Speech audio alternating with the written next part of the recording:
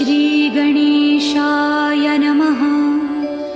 ॐ भद्रं कर्णेभिः शृणुयाम देवाः, भद्रं पश्येमाक्षभिर्यजत्राः, स्थिरैरङ्गैस्तुष्टुवांसस्तनूभिः व्यशेम देवहितं यदायुः।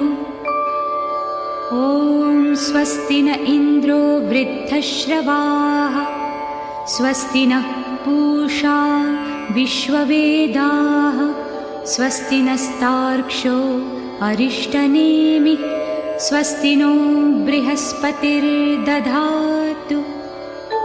ॐ शान्ति शान्ति शान्तिः।